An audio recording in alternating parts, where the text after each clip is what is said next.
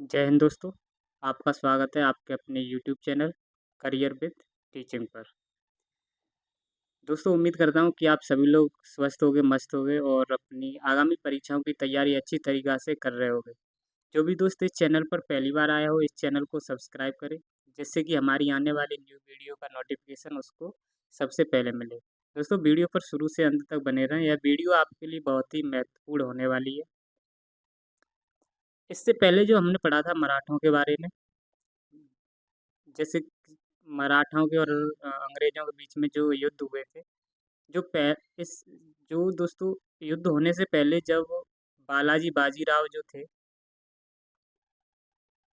बालाजी बाजीराव के जो भाई थे जिनका नाम था रघुनाथ राव, जो कि सूरत की संधि करते हैं ईस्ट इंडिया कंपनी से। रघुनाथ राव दोस्तों जो कि ईस्ट इंडिया कंपनी से सूरत की संधि करते हैं 1775 में।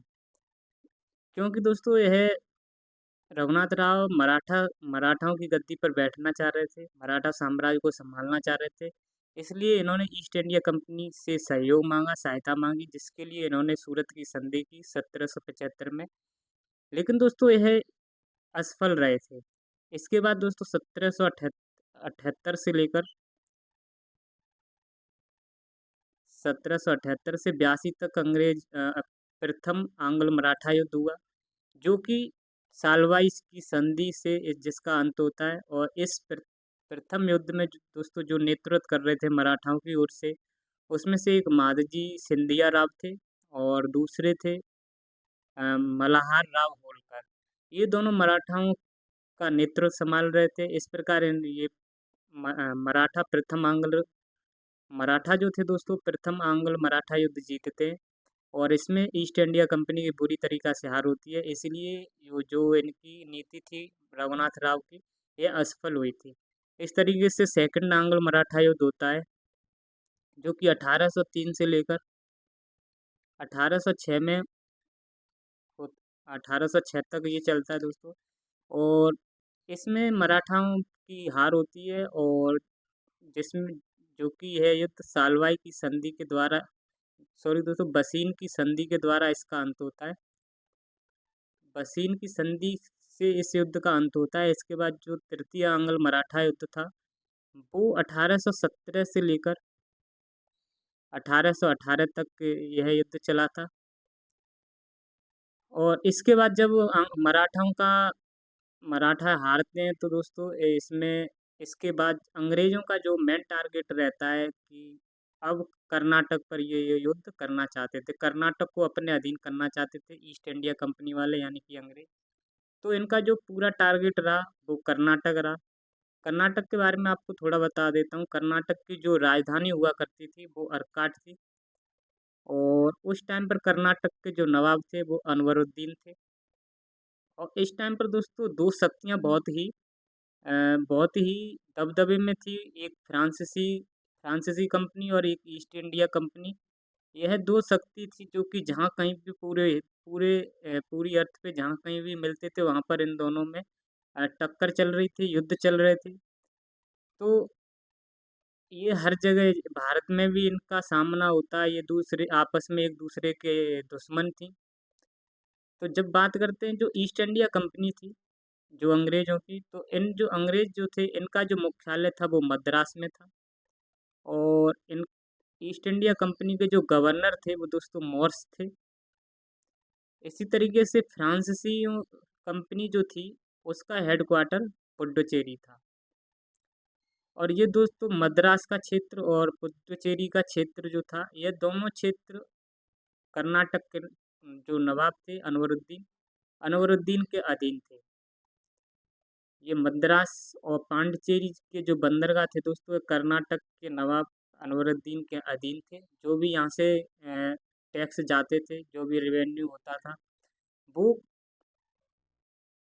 कर्नाटक के नवाब यानी कि अनवरुद्दीन को जाया करता था। इसके बाद पहला कर्नाटक का युद्ध होता है, जो कि 1746 से 1748 तक चलता है। और यहाँ पर जो 2 शक्तियाँ भिड़ी थी आपस में, वो ईस्ट इंडिया कंपनी और फ्रेंच। ये दोनों कंपनियां अपना युद्ध करती हैं दोस्तों। इस युद्ध का जो मेन कारण था वो ऑस्ट्रिया का युद्ध था, जो कि 1740 में यह युद्ध स्टार्ट हो गया था। जब बात करते हैं दोस्तों, ये जो कारण था ऑस्ट्रिया का, इस टाइम की मैं आपको बता देता हूँ कि जैसे कि ये आपका अर्थ है कंप्लीट, और ये यूरोप है, यूरोप का पार्ट है। और यूरोप में जो ईस्ट इंडिया कंपनी थी, फ्रेंच जो कंपनी थी, इन ये दोनों आपस में अलग अलग देशों में दोस्तों आपस में झगड़ा कर रही थी शासन को लेकर। जैसे अमेरिका में भी कर रही थी, अफ्रीका में भी, और इस तरीके से इंडिया में भी ये अपना युद्ध कर रही थी। और यूरोप में एक क्षेत्र पड़ता था ऑस्ट्रिया, जिसकी राजधानी है वियना। और यहाँ पर भी 1740 में ये दोनों कंपनियां आपस में लड़ रही थी। तो इसका प्रभाव भारत में पड़ा। तो ये दोनों कंपनियां भारत में भी अपना युद्ध स्टार्ट करती हैं। और जो तत्कालिक कारण जो बना था वो दोस्तों अंग्रेज था बर्नौट। बर्नौट ने दो फ्रेंच जलपोतों को अपने कब्जे में लिया और उनसे जो भी सामान था वो लूटा, और फिर उसके बाद इन जलपोतों को जला दिया था। जब दोस्तों ये काम बर्नौट ने जब किया, तो फ्रांसीसी लोग अंग्रेजों के पास गए अपना मुआवजा लेने के लिए। तो इनको मुआवजा नहीं दिया गया था। जब इनको मुआवजा नहीं दिया गया था, तो मुआवजा के बाद दोस्तों 1741 में फ्रांसीसी जो गवर्नमेंट थी, वो 1741 में डुप्ले को भारत में भेजती है फ्रांसीसी गवर्नर बनाकर। और डुप्ले जो था वो ला बढ़ाने की मदद से मद्रास को कब्जे में ले लेता है। और ला बढ़ाने जो था दोस्तों वो फ्रांसीसी था, वो जो कि मॉरिशस में, दोस्तों मॉरिशस में यह गवर्नर था, फ्रांसीसी गवर्नर था मॉरिशस, जो कि मेडागास्कर के पास पड़ता है मॉरिशस, जो कि इंडिया के पास भी आप कह सकते हो। इस तरीके से डुप्ले ने ला बढ़ाने की मदद से मद्रास को कब्जे में ले लिया। अब दोस्तों जब वो लाभ उड़ाने की मदद से ये मद्रास को जब टुपले ले लेता है, जैसे मद्रास आपका ये यहाँ था, जो कि ईस्ट इंडिया कंपनी के हाथ में था, पांडिचेरी यहाँ था, जो कि फ्रांसीसियों के हाथ में था। दोस्तों जब मद्रास को ये आपका फ्रांसीसी लोग ले लेते हैं, तो यहाँ पर कर्नाटक था।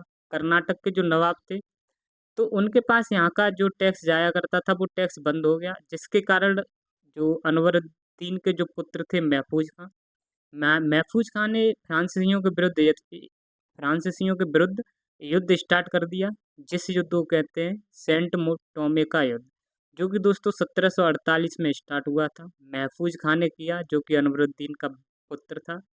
और जो फ्रांसीसियों की तरफ से था वो पैराडाइज था। लेकिन दोस्तों पैराडाइज जो फ्रांसीसियों की तरफ से जो नेतृत्व कर रहा था, तो यह इस युद्ध में यह जीतता है पैराडाइज, और महफूज खां की यहाँ पर हार होती है।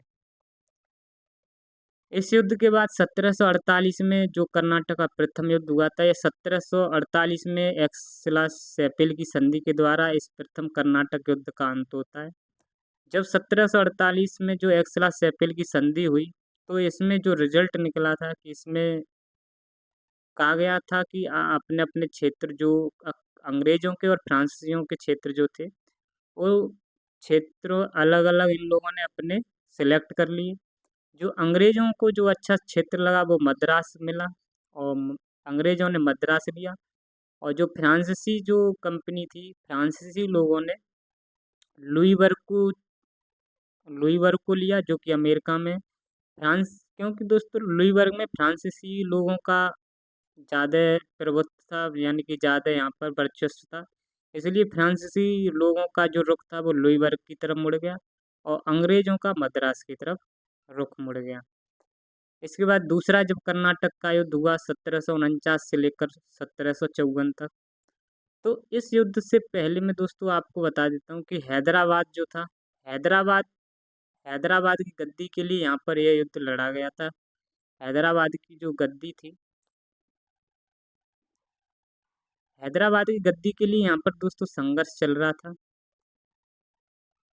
हैदराबाद के जो संस्थापक थे, जिनका नाम था निजाम उल मुल्क, और जब निजाम उल मुल्क इन्हीं को आसफ जहाँ भी कहा जाता था, या इनका दूसरा नाम चिनक्लिच खान भी था।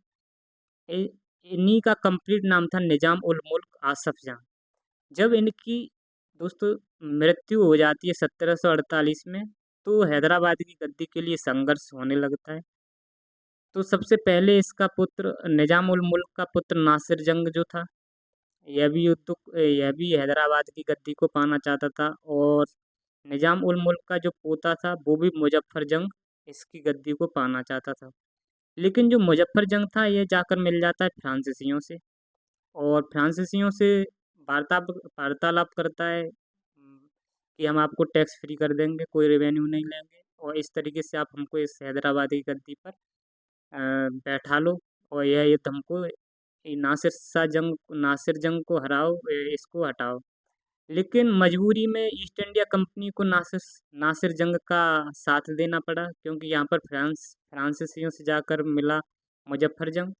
तो यहाँ पर दो शक्तियाँ, ये ईस्ट इंडिया कंपनी और फ्रांसीसी भी यहाँ पर भी अपने आपस में युद्ध करते हैं। इसके बाद एक कर्नाटक के लिए भी यही संघर्ष चल रहा था गद्दी को लेकर दोस्तों।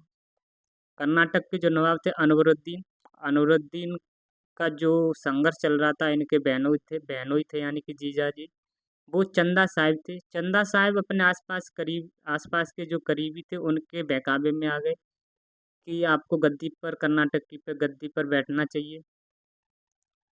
लेकिन ये अनवरुद्दीन जो था वो ईस्ट इंडिया कंपनी के साथ मिल जाता है, और यहाँ ये चंदा साहब जो था वो फ्रांसीसी कंपनियों के साथ मिल जाता है। इस तरीके से यहाँ पर जो फ्रांसिस कंपनी और ईस्ट इंडिया कंपनी फिर से यहाँ पर अपना युद्ध करती है। लेकिन दोस्तों बात बता देता हूँ, जो ईस्ट इंडिया कंपनी थी, ईस्ट इंडिया कंपनी तो जो वास्तविक हकदार जो थे हैदराबाद की गद्दी पर भी, जो वास्तविक हकदार था उसका बेटा यानी कि नासिर जंग था। और जो कर्नाटक की गद्दी पर वास्तविक हकदार जो था वो अनवरुद्दीन ही था। और फ्रांसीसी कंपनी जो मिली थी वो जो वास्तविक हकदार नहीं थे उनके साथ ये जाकर मिली थी मुजफ्फर जंग के साथ, और के साथ, चंदा जो सी साहिब थे उनके साथ जाकर मिलती है। तो दोस्तों जो दूसरा कर्नाटक का युद्ध हुआ था, इससे पहले इससे इसकी संधि होने से पहले एक युद्ध हो गया था 1749 में, अंबर का युद्ध। और इस युद्ध में अनवरुद्दीन मारा जाता है, और साथ में ईस्ट इंडिया कंपनी की भी इसमें हार होती है। दूसरे कर्नाटक युद्ध को पांडिचेरी की संधि के साथ अंत किया जाता है, और जो कि 1754 में होती है। और इस पांडिचेरी की संधि से पहले ही दोस्तों 1753 में जो फ्रांसीसी गवर्नर डुप्ले था, इसको फ्रांसीसी सरकार बुला लेती है वापस, क्योंकि इसके जो करीबी थे डुप्ले के, वो कुछ इस पे इल्ज़ाम लगाते हैं, एलिगेशन लगाते हैं कि ये डुप्ले बहुत अनावश्यक खर्चा कर रहा है और हमारी किसी की सुनता नहीं है। इस तरीके से इस पे कुछ एलिगेशन लगाए गए थे, इसलिए सरकार ने इसको वापस बुला लिया था 1753 में।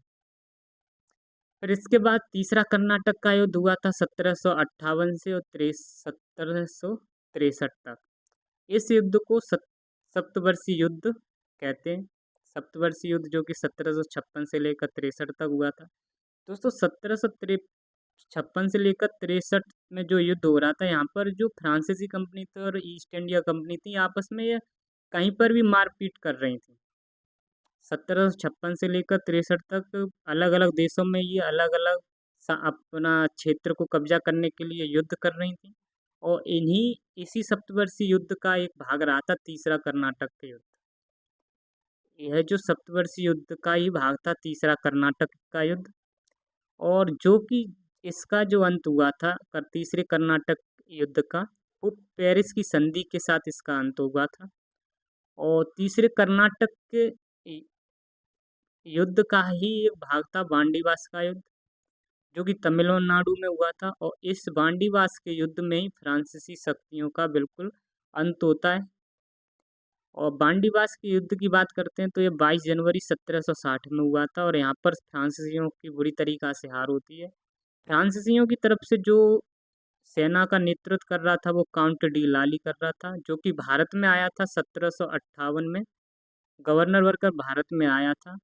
और फ्रांसीसियों की तरफ से काउंट डी लाली नेतृत्व कर रहा था और अंग्रेजों की तरफ से जो नेतृत्व कर रहा था वो आयरकूट कर रहा था। इसमें काउंट डी लाली असफल रहे और इसमें अंग्रेजों की जीत होती है और इसी युद्ध के बाद फ्रांसीसियों का अंत भी होता है। फिर उसके बाद दोस्तों जब कर्नाटक में यह युद्ध चले तो फिर अंग्रेजों का रुख आया मैसूर की तरफ। तो फिर दोस्तों अंग्रेजों के साथ मैसूर के युद्ध स्टार्ट हुए थे। इससे पहले मैसूर का युद्ध का दोस्तों जो पुराना नाम था वो मैसूर था, यानी कि इसको कर्नाटक का कह सकते हो। कर्नाटक का जो पुराना नाम था वो मैसूर था। और इस मैसूर का जो वर्चस्व बढ़ा दोस्तों जब विजयनगर साम्राज्य का जब पतन हो जाता है और इसकी जो स्थापना हुई थी वो मोहम्मद बिन तुगलक के टाइम पर 1336 में हुई थी। और इसके पतन के बाद ही मैसूर मैसूर अपने मैसूर का जो शासक था हैदर अली यहाँ पर उभर के निकलता, जो कि फिर 1761 में हैदर अली अपना मैसूर का सुल्तान बना था। और यह स्वयं जो मैं हैदर अली था यह 1776 में स्वयं को राजा घोषित करता है मैसूर का। जब यह राजा मैसूर का जब बन जाता है दोस्तों तो यहाँ से आंग्ल मैसूर युद्ध स्टार्ट हुआ था। जब आंग्ल मैसूर युद्ध हुआ था जो कि प्रथम आंग्ल मैसूर युद्ध था, जो कि 1767 से लेकर 1769 में हुआ था। और इस टाइम पर दोस्तों पूरा भारत एक साथ था, जिसमें मैसूर का जो साथ दे रहे थे वो मराठे भी दे रहे थे और हैदराबाद के जो निजाम थे वो भी यहाँ पर इसका साथ दे रहे थे। और दोस्तों मैं आपको बता देता हूँ ये विजयनगर जो साम्राज्य था इसका अंत जो हुआ था वो तालीकोटा का युद्ध हुआ था। तालीकोटा के युद्ध से विजयनगर का साम्राज्य का अंत होता है, जिसे बन्नी हट्टी का युद्ध भी कहते हैं, जो कि अंग्रेजों के बीच हुआ था। बन्नी हट्टी का युद्ध भी कहते हैं। इस टाइम पर दोस्तों भारत एक साथ था, जिसमें मराठे और निजाम एक साथ थे, जो कि हैदर के साथी थे। हैदर की सहायता कर रहे थे, हैदर के साथ थे। और इस युद्ध में प्रथमांगल मैसूर का युद्ध जो हुआ था वो हैदर अली और बैरलेस्ट से हुआ था, जिसमें अंग्रेजों का जो नेतृत्व कर रहा था बैरलेस्ट कर रहा था। और इसमें हैदर अली जीतता है और अंग्रेजों को बुरी तरीका से इसमें हराता है। फिर प्रथम आंग्ल मैसूर युद्ध का जो अंत हुआ था वो मद्रास की संधि हुई थी 1769 में। और इस संधि में दोस्तों कहा गया था कि जितना भी अंग्रेजों ने नुकसान किया है वो उसकी भरपाई करेंगे। इस तरीके से जितना भी हैदर अली के युद्ध में जो भी जितना नुकसान हुआ था वो इनसे मुआवजा लिया गया था अंग्रेजों से। और इसी युद्ध में दोस्तों कहा गया कि जब भी हैदर अली पर कोई भी आक्रमण करेगा तो उसके लिए आपको तत्पर रहना पड़ेगा सहायता के लिए। लेकिन बाद में अंग्रेज इनकी सहायता बिल्कुल करने नहीं आते हैं हैदर अली की। फिर दोस्तों जब नेक्स्ट पॉइंट हमारा 1771 में मराठों द्वारा मैसूर पर आक्रमण किया जाता है। जो मराठे थे, मराठों ने सोचा कि इसको हैदर अली जो था इसको हमने मैसूर मैसूर की गद्दी हमने खुद ने दिलवाई है, तो इससे बढ़िया क्या है कि हम इसको हराकर खुद ने इसकी गद्दी पर बैठ जाते हैं। यह सोचकर मराठे इस पर मैसूर पर आक्रमण करते हैं। और इसके बाद अंग्रेजों ने हैदर अली की यहाँ सहायता नहीं दी थी, कोई सहायता नहीं दिया। लेकिन दोस्तों जो मद्रास की संधि का यहाँ पर उल्लंघन किया था अंग्रेजों ने। नेक्स्ट पॉइंट है 1773 में अंग्रेजों ने माए फ्रांसीसियों के जो अधीन था उसको कब्जे में ले लिया। दोस्तों जो 1760 में जो बांडीवास का युद्ध हुआ था इसमें फ्रांसीसियों को बुरी तरीका से हराया था अंग्रेजों ने। और ये पूर्णतः ये भारत को छोड़कर नहीं गए थे। कुछ केरल की तरफ जो कि माय क्षेत्र पड़ता है केरल में, जो कि पांडिचेरी का ही भाग है अभी के टाइम पर। यहाँ पर कुछ बस गए थे तो यहीं से माहे को फ्रांसीसियों से अंग्रेज ले लेते हैं 1773 में। और इसके बाद अंग्रेज त्रिगुट संधि करते हैं, जो कि अंग्रेज यानी कि ईस्ट इंडिया कंपनी मराठे और निजाम आपस में त्रिगुट संधि करते हैं। और जो दोस्तों हैदर अली था वो 1780 में हैदर ने अर्काट पर भी अधिकार कर लिया था। दोस्तों कर्नाटक 2 पार्ट में था, नीचे की तरफ ये आपका मैसूर था और ये कर्नाटक, यानी कि इस पर अधिकार कर लेते हैं। और इस टाइम पर दोस्तों जो यहाँ पर अर्काट पर जो अंग्रेज था वो बैली नाम का था, इसको बुरी तरीका से हराया हराया जाता है। फिर नेक्स्ट जो पॉइंट है हमारा, फिर दूसरा आंग्ल मैसूर युद्ध हुआ था अंग्रेजों के, वो मैसूर के बीच, हैदर अली के बीच और हैदर अली के बीच और अंग्रेजों के बीच, जिसको दूसरा आंग्ल मैसूर युद्ध कहते हैं। और इस जो कि 1780 से लेकर 84 तक चला था, और इस युद्ध में जो हैदर अली था अकेला पड़ गया था, और हैदर अली का साथ किसी ने दिया नहीं। और इस टाइम पर अंग्रेजों के साथ मिल चुके थे सिंधिया और भोंसले और निजाम, यानी कि मराठे भी इस टाइम पर अंग्रेजों के साथ मिल गए थे, क्योंकि त्रिगुट संधि हो चुकी थी।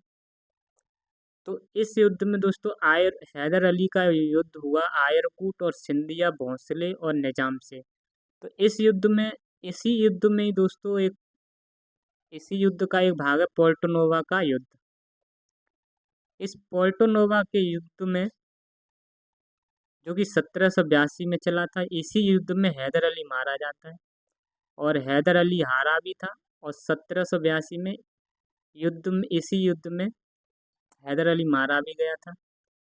1782 में ही हैदर अली का एक पुत्र था टीपू सुल्तान, वो इस युद्ध का चार्ज संभालता है, और जो कि 1783 तक यह इस युद्ध को लेकर चलता है। 1 साल अकेले इस युद्ध को संभालता रहता है, नेतृत्व कर रहा रहता है। फिर नेक्स्ट जो 1784 में यहाँ पर मंगलौर की संधि होती है, जो कि हेस्टिंग करवाता है। मंगलौर की संधि के तहत ही इस युद्ध का अंत हुआ, दूसरा आंग्ल मैसूर युद्ध का अंत होता है। इसके बाद जो नेक्स्ट युद्ध स्टार्ट हुआ था आंग्ल और मैसूर के बीच में, उस युद्ध को कहते हैं तीसरा आंग्ल मैसूर युद्ध। इस युद्ध जो यह युद्ध चला था वो 1790 से लेकर 92 तक चला था। यह युद्ध 3 चरणों में लड़ा गया था। दोस्तों इस युद्ध का जो इस युद्ध में टीपू सुल्तान और कानवालिस के बीच में यह युद्ध हुआ था। इसमें कानवालिस का जो सहयोग दे रहे थे वो निजाम और मराठे दोनों भी दे रहे थे। इस टीपू सुल्तान इसमें पराजित हुआ था। और तीसरा आंग्ल मैसूर युद्ध को श्रीरंगपट्टनम की संधि, जो 1992 में 1792 में हुई थी। 1792 में यह संधि होती है, और इस संधि के बाद अंग्रेज जो होते हैं, कानवाले जो था, इसने 50% ईस्ट इंडिया को कंपनी को दे दिया क्षेत्र। दोस्तों ये जो मैसूर था, मैसूर का 50% क्षेत्र ईस्ट इंडिया कंपनी को दे दिया गया था श्रीरंगपट्टनम की संधि के बाद। और इसी युद्ध के बाद जो निजाम थे, निजाम को कृष्णा नदी के आसपास का क्षेत्र दे दिया गया था, और जो मराठा लोग थे, मराठाओं को तुंगभद्रा नदी के आसपास का क्षेत्र दे दिया गया था। निजाम को कृष्णा नदी और मराठाओं को तुंगभद्रा के आसपास का क्षेत्र दे दिया गया था। तो दोस्तों चौथा आंग्ल मैसूर युद्ध होता है वो 1799 में होता है, जो कि टीपू सुल्तान के बीच में और बेलेजली के बीच में होता है। टीपू सुल्तान को मैसूर का शेर कहा जाता था, इसलिए इसको शेर है मैसूर भी कहते थे।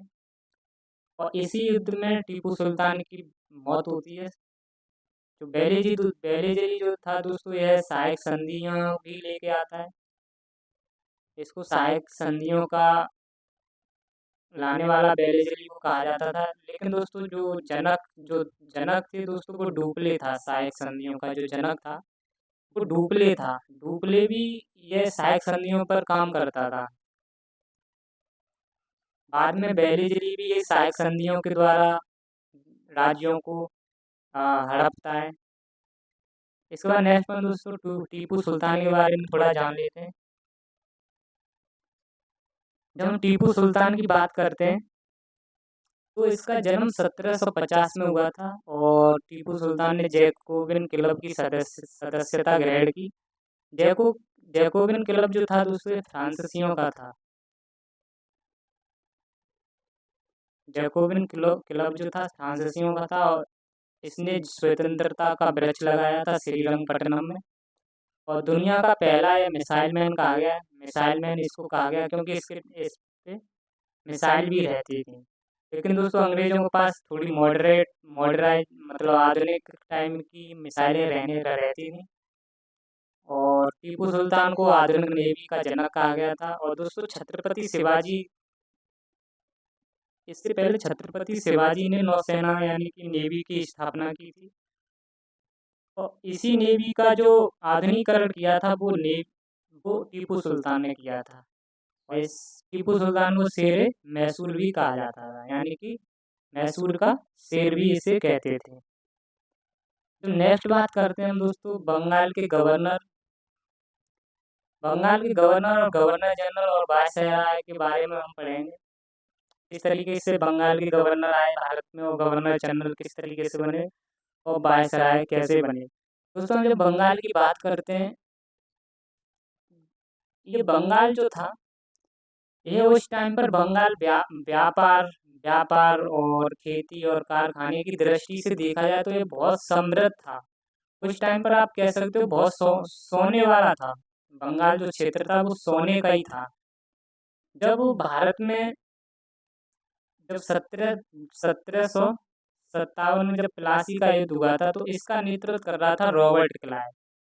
तो रॉबर्ट क्लाइव जो था वो भारत बंगाल को अपने बंगाल में युद्ध किया था। तो बंगाल बंगाल का दोस्तों इसको पहला गवर्नर बनाया गया था, क्योंकि दोस्तों जो ईस्ट इंडिया कंपनी का एक जो मेन चीफ बना वो, यानी चीफ बना या उसे कह सकते हो गवर्नर जो बना था वो रॉबर्ट क्लाइव बना था। अंग्रेजों की तरफ से जो मेन ईस्ट इंडिया कंपनी का जो चीफ या गवर्नर बना था वो रॉबर्ट क्लाइव बना था। फिर रॉबर्ट क्लाइव के बाद जब इसने अपना थोड़ा बंगाल में और थोड़ा थोड़ा क्षेत्र जोड़ा, जैसे कि बिहार का आया, और इसमें उड़ीसा का जब क्षेत्र थोड़ा और जुड़ा, तो थोड़ा जब क्षेत्र ये बड़ा हो गया, तो इसी इसी बंगाल का फिर जो गवर्नर था वो गवर्नर जनरल बना दिया गया। बंगाल का जो पहला गवर्नर जनरल बोलेंगे तो वो वारेन हेस्टिंग्स था, जो कि दोस्तों 1773 के रेगुलेटिंग एक्ट से बना था। इस 1773वां जो रेगुलेटिंग एक्ट जो था, इसके द्वारा गवर्नर जो पद बंगाल का गवर्नर गवर्नर जो पद हुआ करता था, इसको गवर्नर जनरल का कर दिया गया। जो दोस्तों 1773 रेगुलेटिंग एक्ट आया था, उस टाइम पर गवर्नर जो पद हुआ करता था इसको गवर्नर जनरल कर दिया गया था। और ये 1773 की एक्ट के ही अकॉर्डिंग जो ब्रिटिश सरकार का जो कोर्ट ऑफ डायरेक्टर के माध्यम से कंपनी पर नियंत्रण हुआ था। 1773 रेगुलेटिंग एक्ट के तहत ब्रिटिश सरकार का ब्रिटिश सरकार ने एक कोर्ट ऑफ डायरेक्टर बनाया, और इसके माध्यम से ईस्ट इंडिया कंपनी जो थी उस पर पूरा नियंत्रण हुआ। और इसी एक्ट के थ्रू कलकत्ता में पहला सुप्रीम कोर्ट खुला 1774 में। 1774 में सुप्रीम कोर्ट खुला कलकत्ता में। और जब नेक्स्ट पॉइंट की हम बात करते हैं, भारत का जो पहला गवर्नर जनरल बना वो बेंटिंग बना। और ये बेंटिंग जो बना था 1833 के अधिनियम से बना था। 1833 का जो अधिनियम आया था दोस्तों, उसमें जब बंगाल का जो गवर्नर जनरल हुआ करता था, वो फिर भारत का गवर्नर जनरल होने लगा था। इसके बाद भारत का गवर्नर जनरल के बाद ये भारत का जो पहला वायसराय था वो कैनिंग था, जो कि 1858 के अधिनियम से आया था। जब 1857 में दोस्तों जब 1857 की जब क्रांति हुई थी, तो इस टाइम पर एक अधिनियम आया 1858 में। तो इस अधिनियम के अकॉर्डिंग ये जो भारत का गवर्नर जनरल हुआ करता था, तो इसको फिर भारत का पहला वायसराय कहा गया था 1858 में। इसी अधिनियम के अकॉर्डिंग, इसी अधिनियम से ही ईस्ट इंडिया कंपनी से जो व्यापार हुआ था, व्यापार भी छीन लिया गया था। नेक्स्ट पॉइंट की जब बात करते हैं, स्वतंत्र भारत का जो पहला गवर्नर जनरल बना था वो माउंटबेटन बना था। और जो स्वतंत्र भारत का पहला गवर्नर जनरल बना था, ये दोस्तों अंग्रेज जनरल, ये अंग्रेज गवर्नर जनरल बोलोगे इसे। और जो भारत स्वतंत्र भारत का पहला भारतीय गवर्नर जनरल बोलोगे तो वो सी राजगोपालाचारी बने थे, जिनको पहला भारत रत्न भी दिया गया था। नेक्स्ट पॉइंट की बात करते हैं, ईस्ट इंडिया कंपनी शासन जो था वो 1773 से 1858 तक रहा था। जब 1857 की क्रांति हुई तो इस क्रांति के बाद ये जो 1858 का अधिनियम आया था, इस अधिनियम के अकॉर्डिंग ईस्ट इंडिया कंपनी का जो शासन था वो डायरेक्ट क्राउन के हाथ में चला गया। फिर 1858 से लेकर 1947 में जो भी शासन हुआ करता था वो ब्रिटेन का क्राउन ही करता था, ब्रिटेन के क्राउन के अकॉर्डिंग हुआ करता था। नेक्स्ट पॉइंट की बात करते हैं दोस्तों, जो बंगाल के गवर्नर हुए वो गवर्नर किस तरीके से हुए। पहला जो बंगाल का गवर्नर था वो रॉबर्ट क्लाइव था, जो कि 1757 से लेकर 60 तक, फिर बाद में भी रहा था 2 साल, 1765 से 1767 तक। इसको भारत पर अंग्रेजी शासन का जन्मदाता कहा जाता है इसको, क्योंकि दोस्तों जब प्लासी का युद्ध किया था, प्लासी के युद्ध जो कि 23 जून 1757 में हुआ था, जो कि इस प्लासी के युद्ध में जो ईस्ट इंडिया कंपनी की तरफ से जो नेतृत्व कर रहा था वो रॉबर्ट क्लाइव कर रहा था, और बंगाल का जो नवाब था वो सिराजुद्दौला था। इन दोनों के बीच में ये युद्ध होता है, लेकिन ये रॉबर्ट क्लाइव जब इस युद्ध को जीत जाता है तो यहाँ पर ये मान लीजिए कि यहाँ पर अंग्रेजों का और अच्छा खासा दबदबा हो गया था। अंग्रेजों के पास में वो कई सारी शक्तियाँ चली गई थी, और सिराजुद्दौला की हार होती है। इसी युद्ध के बाद यहाँ पर अंग्रेजी शासन चलने लगा था। इसीलिए रॉबर्ट क्लाइव के टाइम को हम भारत पर अंग्रेजी शासन का जन्मदाता का कहते हैं। ये पॉइंट बता दिया। प्लासी का युद्ध हुआ था 1757 में दोस्तों, जो कि सिराजुद्दौला और ईस्ट इंडिया कंपनी के बीच में हुआ था, जिसका नेतृत्व ये खुद रॉबर्ट क्लाइव कर रहा था। और बंगाल में यहाँ पर द्वैत शासन लागू किया गया था। द्वैत शासन की जब हम बात करते हैं दोस्तों, कि द्वैत शासन क्या था। द्वैत शासन का मतलब होता है दो तरीके का शासन, दो दो तरीके का शासन। इसमें क्या होता था दोस्तों, जो अंग्रेज थे, अंग्रेजों ने कुछ अपने पास शक्तियां रखी और कुछ राजाओं को शक्तियां दी थी। दोस्तों राजाओं को ये शक्तियां वो दी थी कि जिनसे इनकी कोई ना इनकम हो सके, जैसे कि शिक्षा वाली दी थी। शिक्षा के बारे में आपको इस शिक्षा की एक इनको सब विषय दिया था, और स्वास्थ्य से लेकर इनको विषय दिया था, जहाँ से कोई भी इनकम नहीं हो सकती थी। ऐसे फील्ड राजाओं को दिए थे द्वैत शासन के अकॉर्डिंग। और अंग्रेजों ने जो खुद अपने पास जो शक्तियाँ रखी थी, जिससे अच्छा खासा रेवेन्यू आता था, जिससे सेनाएं चलती थी, और बहुत अच्छी तरीक़ा से प्लानिंग किया करते थे। यहाँ से बहुत सारा इनको धन भी प्राप्त होता था, जैसे कि इन्होंने एक राजस्व राजस्व अपने पास रखा, जहाँ से रुपए जो भी आता था वो सब राजस्व अपने पास। न्याय वाला भी विषय अपने पास रखा था। और दोस्तों फाइनेंस से रिलेटेड भी जो भी विषय हुआ करते थे वो सब अपने पास रखे। पुलिस हो गई, और जो भी सर्विस देनी है, सेवाएं थी जो कि वो सब अपने पास रखी। और विदेशी मामले जो भी हुआ करते थे वो सब इन्होंने अपने पास रखे, अंग्रेजों ने। और राजाओं को कुछ नहीं दिया। इसलिए इस बंगाल में दोस्तों इस द्वैत शासन ने इन राजाओं की कमर तोड़ के रख दी।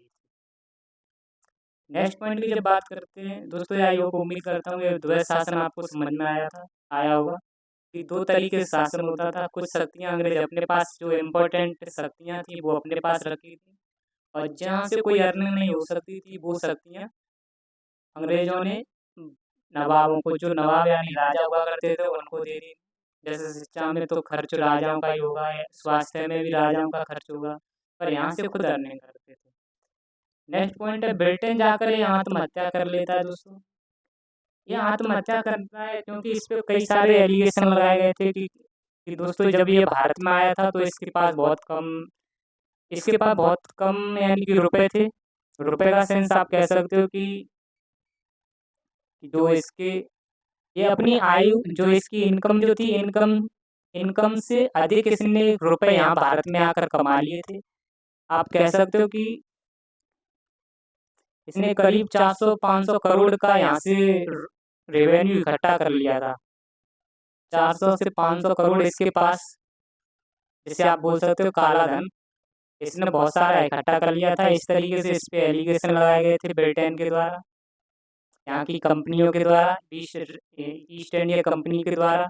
तो जहाँ भी कहीं ये जाया करता था किसी भी पार्टी में, तो इसको कहीं न कहीं कोई ना कोई टोक देता था कि आपने भारत में जाकर ये किया होगा, वो ये। इस तरीके से बहुत से एलिगेशन जब इस पे लगाए तो ये बर्दाश्त नहीं कर पाया, तो जिसकी वजह से ये आत्महत्या कर लेता है। इसके बाद जो नेक्स्ट गवर्नर आता है बंगाल का, वो हॉलवेल आता है, जो कि 1760 में बना। और इसी के टाइम पर ब्लैक होल की घटना हुई, और इसने अपनी किताब में भी ये चीज़ बताई है।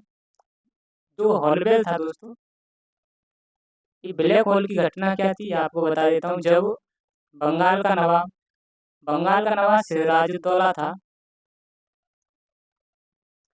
जो कि दोस्तों 1756 से लेकर 1757 तक बंगाल का नवाब बना था। फिर 1757 में प्लासी के युद्ध में हार जाता है। तो मात्र इसने जब इसने सिर्फ 1 साल शासन किया था, 1 साल शासन करने के बाद 20 जून 1756 में यह ब्लैक होल की घटना होती है। इस घटना में क्या करता है दोस्तों, सिराजुद्दौला अंग्रेजों के 146 सैनिकों को कैद कर लेता है। 146 सैनिकों को कैद कर लेता है, और कैद करने के बाद इनको एक अंधेरी सी बंद कोठरी में रखता है। और यहाँ पर दोस्तों इतना बुरी तरीक़ा से रखा कि इन लोगों को ऑक्सीजन तक नहीं मिली थी।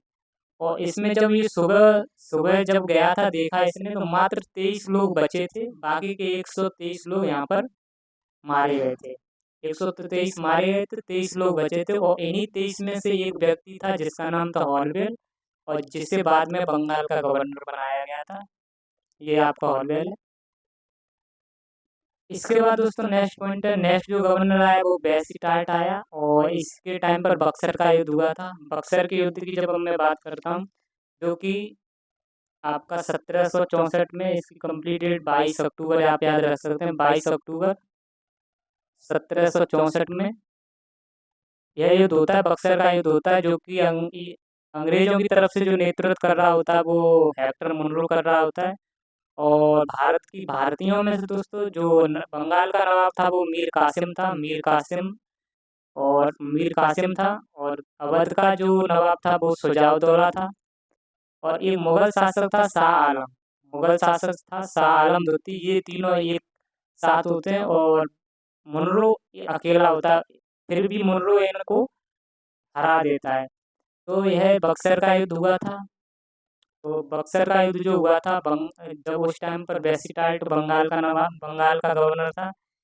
नेक्स्ट जो बंगाल का गवर्नर बन के आया वो कार्टियार बना। कार्टियार के टाइम पर बंगाल में भीषण अकाल पड़ा था, यानी कि ज़मीनों पर यहाँ पर बारिश नहीं हुई, कोई पैदावार नहीं हुई, तो इसलिए अकाल पड़ गया था।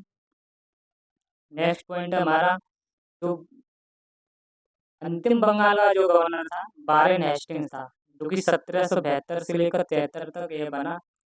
इसका शासन रहा 1772 से लेकर 73 तक। जब वारेन हेस्टिंग की बात करते हैं तो ये दोस्तों बंगाल का अंतिम गवर्नर था, और इसी के टाइम पर 1773 का रेगुलेटिंग एक्ट आता है, जिसमें बंगाल का जो गवर्नर हुआ करता था, और इसी बंगाल के गवर्नर को बंगाल का गवर्नर जनरल कर दिया गया था। बंगाल के गवर्नर का जो पद था, फिर वो गवर्नर जनरल का पद बन गया था। इसने जो शासन किया था, जो कि इसका 2 बार शासन रहा था। ये जो पहली साल जो रहा था, ये आपका इसका जो शासन चला था वो 1782 से लेकर 85 तक चला था दोस्तों। यहाँ पे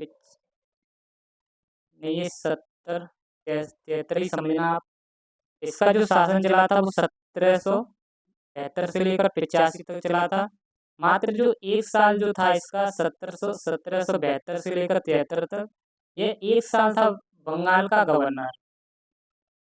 यह एक साल जो था, एक साल था बंगाल का गवर्नर। बाकी का जो साल था वो बंगाल का गवर्नर जनरल बन के रहा था।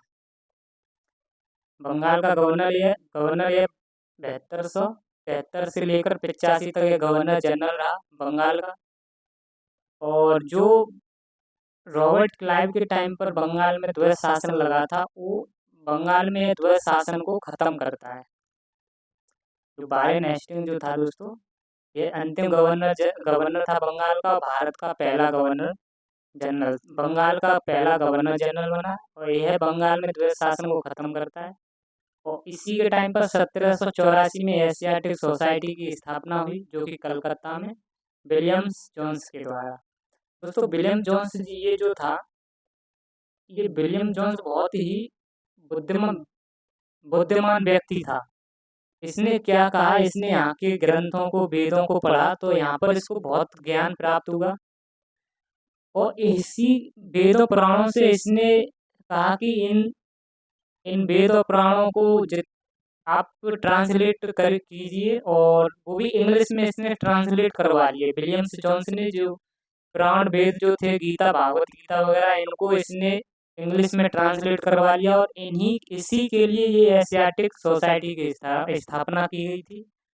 तो दोस्तों नेक्स्ट पॉइंट है, वारेन हेस्टिंग के टाइम पर संस्कृत महाविद्यालय की स्थापना हुई, जो कि जोनाथन डंकन ने की वाराणसी में। इसका नाम, पुराना जो नाम था वो बनारस था।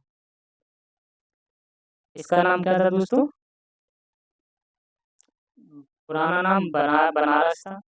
और इसी वारेन हेस्टिंग से के ही टाइम पर 1784 में पिट्स इंडिया एक्ट आता है, और इसी एक्ट में बोर्ड ऑफ कंट्रोल के माध्यम से जो राजस्व सेना के कार्यों पर नियंत्रण किया गया। तो दोस्तों पिट्स इंडिया एक्ट था, इसके अकॉर्ड इसमें ही जो ब्रिटेन का जो ब्रिटेन गवर्नमेंट का डायरेक्ट बोर्ड ऑफ कंट्रोल के माध्यम से राजस्व और सैन्य वगैरह कार्यों पर नियंत्रण किया था। इस पर किया था ब्रिटिश ईस्ट इंडिया कंपनी के कार्यों पर नियंत्रण किया गया था बोर्ड ऑफ कंट्रोल के माध्यम से। तो इसके बाद नेक्स्ट पॉइंट है बंगाल गजट। बंगाल गजट जो कि 1780 में आया, जो कि ये भारत का न्यूज़पेपर हुआ करता था। भारत का ये पहला अखबार था। भारत का पहला जो अखबार था वो बंगाल गजट था। इसके जो संपादक थे दोस्तों वो जेम्स हिक्की थे। और इनके बाद जो नेक्स्ट नेक्स्ट आता है वो कार्नवालिस आता है, जो यह भी 2 बार आता है, जो 1786 से लेकर 93 तक, और 1805 फिर 5 में आता है, 1805 में।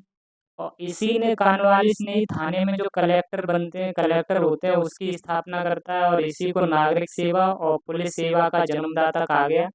आज के टाइम पर आईपीएस और आईएएस की जो पद होते हैं वो इसी ने स्थापित किए थे। और इसने स्थायी बंदोबस्त की स्थापना की, जो कि 1793 में। स्थायी बंदोबस्त क्या था कि इसमें क्या था कि किसानों को 90% जो टैक्स था, 90% टैक्स ईस्ट इंडिया कंपनी को जाएगा।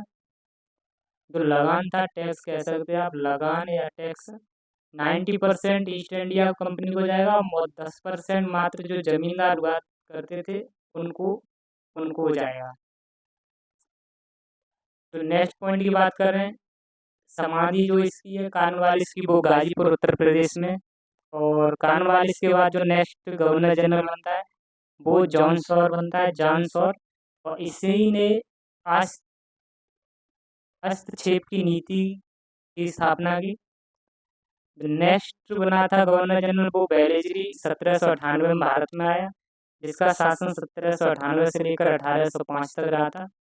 और इसी इसी ने ही सहायक संधियों को अपनाया था। दोस्तों, सहायक संधियों के बारे में आपको बता दूं मैं कि ये जो राजा हुआ करते थे उनके पास जाता था और उनसे इस प्रकार से संधि किया करता था कि ये राजा मान जाते थे, जैसे कि ये जो बेलेजली था, यह बेलेजली सहायक संधियों की जितनी भी शर्त थी वो राजाओं से मनवा लेता था।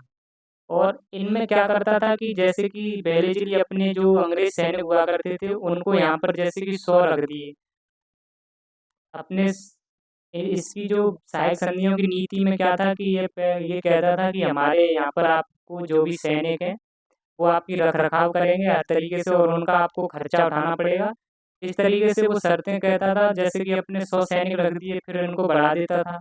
फिर बढ़ाने के बाद फिर और इनकी सैलरी भी बढ़वाता था ये। फिर सैलरी जब बढ़वा देता था फिर यह दोस्तों बाद में कुछ दिनों बाद उस पर कब्जा ही कर लेता था पहली जली।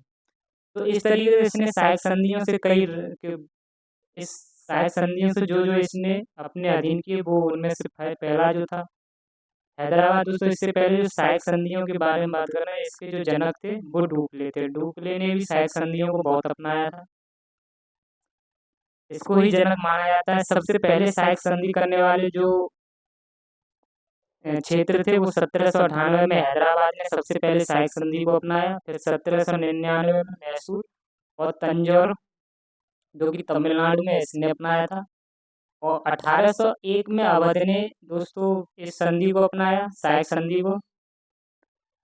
सहायक संधि नेक्स्ट जो अपनाया था 1803 में, वो पेशवाओं ने सहायक संधि को अपनाया। और 1804 में सिंधिया ने अपनाया था।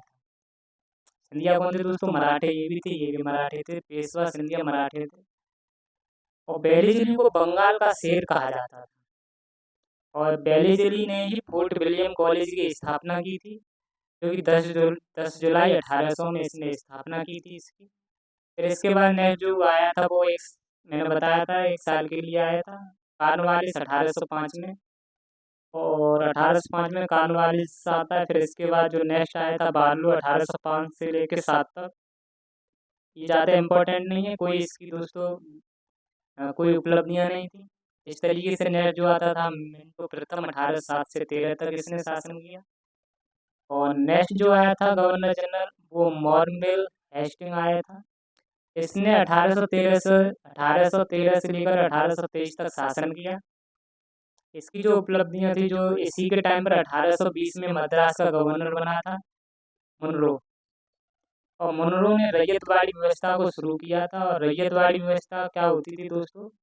इस यह सूर्यास्त का सिद्धांत पर आधारित थी। रैयतवाड़ी जो व्यवस्था थी ये सूर्यास्त का सिद्धांत पर आधारित थी। इसमें क्या था कि जो जो किसान हुआ करते थे उन किसानों को सूर्यास्त होने से पहले एक रेवेन्यू यानी टैक्स देना पड़ता था।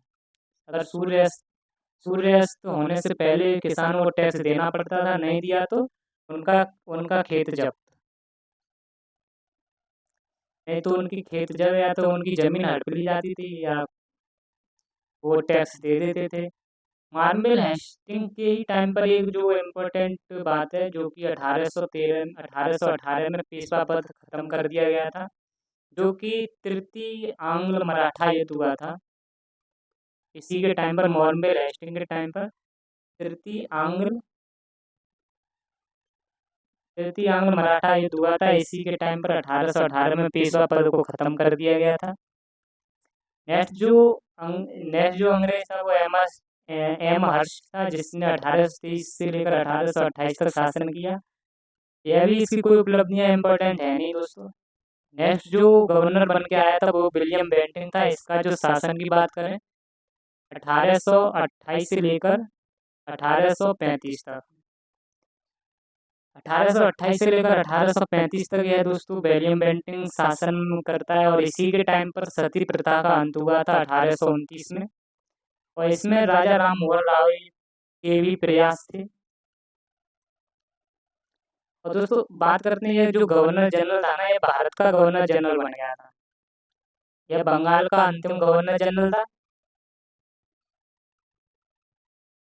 बंगाल का अंतिम गवर्नर जनरल और भारत का गवर्नर जनरल बना। भारत का प्रथम गवर्नर जनरल, और जो कि 1833 का अधिनियम जो था, 1833 के अधिनियम से यह भारत का प्रथम गवर्नर जनरल बनता है। इसके बाद विलियम बेंटिंक ने ठगी प्रथा का अंत किया और कर्नल स्लीमैन को नियुक्त किया गया था। इसके लिए ठगी प्रथा का अंत करने के लिए कर्नल स्लीमैन को नियुक्त किया गया था। और विलियम बेंटिंक ने ही शिशुवध पर रोक लगाई थी। शिशुवध दोस्तों बहुत हुआ करता था उस टाइम पर। अंधविश्वास इतना था कि अगर कोई सफलता नहीं मिल रही और किसी अंधविश्वासी ने अगर किसी भी अंधविश्वासी के जो गुरु हुआ करते थे, अगर उसने कह दिया कि अपने बच्चा का वध कर दीजिए, तो उसमें वध कर दिया जाता था। इसलिए इस वध पर जो रोक लगाई गई थी वो विलियम बेंटिंक के टाइम पर लगाई गई थी। और इसके टाइम पर अंग्रेजी शिक्षा को माध्यम बनाया गया था कि जो भी शिक्षा होगी वो अंग्रेजी में होगी। विलियम बेंटिंक के टाइम पर पहला विधि आयोग गठन किया गया था, जिसका अध्यक्ष जो था वो मैकाले था। 1834 में जो जो लॉ हुआ करता था, लॉ जो मेथड थे, आयोग था, विधि आयोग था, उसका गठन किया गया। तो दोस्तों ये जो अंग्रेजी शिक्षा का अगर जन्मदाता की बात करें तो ये मैकाले था। अंग्रेजी शिक्षा का जो जन्मदाता की बात करें तो वो मैकाले था। मैकाले क्या करता था कि अगर आपको ये कहता था अगर यहाँ आप इंग्लिश में बात करते हो भारत में, तो आप यहाँ सुपीरियर हो। अगर इंग्लिश जो बोल रहा है वो यहाँ सुपीरियर था, जो इंग्लिश में बात नहीं कर रहा वो उसको ये समझता नहीं था। अगर इसने कहा था, मेघालय ने कहा था कि अगर आपको भारतीयों को छोटा करना हो तो उनसे अंग्रेजी में बात करो। जैसे ये भारतीय हैं आपके,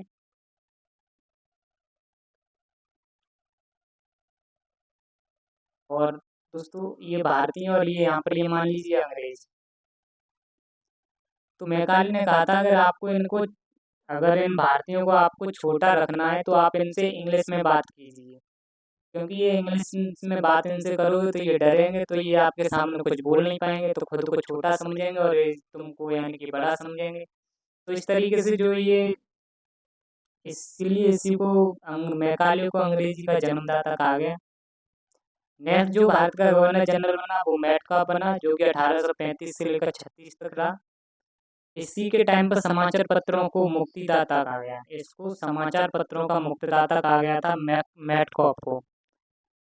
नेक्स्ट जो गवर्नर जनरल बना वो ऑकलैंड आया 1836 से लेकर 42 तक। और इसने क्या किया, जो शेरशाह सूरी ने सड़क आजम जो बनाई थी, जिसे जिसे ऑकलैंड ने जीटी रोड नाम दिया। जीटी रोड जो नाम दिया था वो ऑकलैंड ने सड़क आजम को दिया था। नेक्स्ट इसके बाद जो गवर्नर जनरल बना वो एलन बरो बना 1842 से लेकर 44 तक। इसने दास प्रथा का खात्मा किया 1843 के अधिनियम के द्वारा। और धारा 5 में दोस्तों दास प्रथा का खात्मा के बारे में बात की गई है, क्योंकि जितने भी राजा रजवाड़े थे वो दास प्रथाओं को जारी करे थे, यानी कि यहाँ पर दास बहुत रहा करते थे। इसलिए एलन ब्रो ने यहाँ पर दास प्रथा को ही खत्म कर दिया। और इसी के टाइम पर दोस्तों रविवार की छुट्टी भी लागू की गई थी। नेक्स्ट जो दोस्तों गवर्नर जनरल की बात करते हैं, हार्डिंग प्रथम था, जो कि 1844 में आया था और 1848 तक इसका शासन रहा था। और इसने नरबली प्रथा को समाप्त किया, जो कि खोंड जनजाति में यह बहुत अपनाई जाती थी। खोंड जनजाति दोस्तों ये मध्य प्रदेश में पाई जाती है और उड़ीसा में पाई जाती है। ये लोग नरबली प्रथा को बहुत मानते हैं कि नर बलि दो तो आपके बने बिगड़े हुए काम भी बन जाएंगे। उस तरीके से ये लोग नरबली को बहुत दिया करते थे। नेक्स्ट जो गवर्नर जनरल आया था वो डलहौजी आया था 1848 में आता है और 1856 में रहता है। जब बात करते हैं दोस्तों नेक्स्ट, इसने क्या किया, इसने राज्य हड़प नीति और व्यपगत का सिद्धांत दिया और शांतिपूर्ण विलय की नीति का भी इसने शांतिपूर्ण विलय की नीति को भी ये यही लाया, जिससे हम कहते हैं doctrine of lapse. Doctrine of lapse किसको कौन लाया था दोस्तों? डलहौजी। डलहौजी ने सबसे पहले जो काम किया था,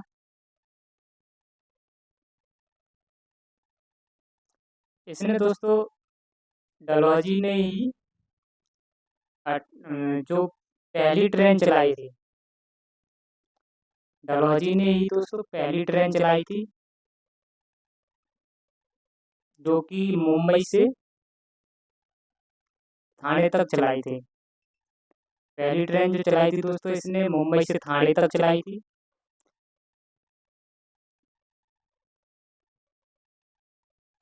दोस्तों नीचे हम पार्ट पढ़ लेंगे, इसको छोड़ो। दोस्तों जब बात करते हैं इसकी जो राज्य हड़प नीति और विलय नीति, इसका मतलब क्या था? इसका ये मतलब था, इसका इसने इसने कहा था कि अगर किसी भी राजा के पास, अगर किसी राजा या किसी राज घराने में अगर किसके पास बच्चा नहीं है, अगर इनकी कोई संतान नहीं है, वो भी खुद की, अगर इनके पास खुद की कोई संतान नहीं है, तो वो क्षेत्र यानी कि वो किला या राजा का जो किला हुआ करता था, वो ईस्ट इंडिया कंपनी हड़प लेगी, यानी ईस्ट इंडिया कंपनी में चला जाएगा। यानी कि जिनके खुद के जो बच्चे बच्चे नहीं हैं, वो राज्य ब्रिटिश के शासन के अधीन होगा। जिनके खुद के बच्चे नहीं हो, जिनके खुद के जो बच्चे नहीं हो, तो वो राज्य ब्रिटिश शासन के अधीन चला जाएगा। वो ही नीति को राज्य हड़प नीति कहा गया। आई होप दोस्तों, उम्मीद करता हूँ ये पॉइंट समझ में आया होगा कि जिनके बच्चे नहीं होते थे, वो राज्य ब्रिटिश सरकार के अधीन चला जाता था। उसी को राज्य हड़प नीति या व्यापकता का सिद्धांत या डॉक्ट्राइन ऑफ लेप्स के नाम से जाना जाता है। जो दोस्तों पहला जो राज्य गया था, वो सतारा महाराष्ट्र का मिलाया गया था, जो कि 1848 में मिलाया गया था। इनके बच्चे नहीं थे दोस्तों, इसकी वजह से इनको मिला लिया गया था ब्रिटिश शासन में। इसी तरीका से ब्रिटिश शासन में इसको जयपुर और संभल को 1849 में मिलाया गया, और उदयपुर को भी दोस्तों 1852 में मिला लिया गया, और इसी तरीका से झांसी को 1853 में मिला लिया गया था दोस्तों। नेक्स्ट बात करें नागपुर की दोस्तों, 1854 में मिला लिया गया था। ये दोस्तों बहुत इंपॉर्टेंट है। सबसे पहले सतारा, और ये इंपॉर्टेंट है आपका झांसी 1853 में। और इसी तरीका से अवध को 1856 में दोस्तों मिलाया गया था। पर दोस्तों अवध को 1856 में जो मिलाया गया था, इस पे जो आरोप था, वो कुशासन का आरोप लगाया गया, जिसमें आउटरम की रिपोर्ट में कहा गया, इस पे जो कुशासन का आरोप लगाया था कि इनसे कहा गया था कि आप पे शासन चलाना नहीं आ रहा है, इसलिए ये राज्य अवध जो राज्य है, यह ब्रिटिश शासन के अधीन रहेगा। तो इन पर कुशासन का आरोप लगाया गया था। और ये डलहौजी को ही रेलवे का जनक कहा जाता है, जो कि 16 अप्रैल 1853 में चली थी। और यह पहली रेल थी जो कि मुंबई से थाने तक ये चली थी। और दोस्तों डलहौजी ने ही डाकघर अधिनियम लाया, जो कि 1854 में, और जो विद्युत तार सेवा इसी ने स्टार्ट की 1854 में। जो इलेक्ट्रिक केबल होती है, उसी को बोलते हैं दोस्तों विद्युत तार सेवा। लोक निर्माण विभाग का भी इसी ने स्थापना की, जिसे PWD बोलते हैं आप, पब्लिक वर्क डिपार्टमेंट। और डलहौजी ने वुड डिस्पैच, जो कि 1854 में लाया दोस्तों। ये क्या होता है? यह शिक्षा का मैग्ना कार्टा होता है। वुड डिस्पैच जो था, इसको कहते हैं भारतीय शिक्षा का मैग्ना कार्टा। वुड डिस्पैच को भारतीय शिक्षा का मैग्ना कार्टा कहा जाता है। इसमें क्या कहा गया था कि इसमें जो भी भारतीय शिक्षा है, उसमें सुधार किया जाएगा, इम्प्रूवमेंट किया जाएगा। और डलहौजी के टाइम पर दोस्तों विधवा पुनर्विवाह अधिनियम का ड्राफ्ट तैयार किया गया था, यानी कि मसौदा कह सकते हो आप। जो विधवा पुनर्विवाह था, उसका मसौदा डलहौजी के टाइम पर बनवाया गया था। तो नेक्स्ट गवर्नर आता है, लेकिन दोस्तों ये आया तो था भारत का गवर्नर जनरल बन के। जब 1857 की जब क्रांति हो गई थी तो इसी को पहला वायसराय बनाया गया था और यह भारत का अंतिम गवर्नर था। जो लॉर्ड कैनिंग है यह पहला वायसराय बनकर आया था और पहला वायसराय बना। और जब भारत में आया था उस टाइम पर तो यह गवर्नर जनरल था, तो इसीलिए बोल सकते हैं इसको यह अंतिम गवर्नर जनरल था भारत का और पहला वायसराय था।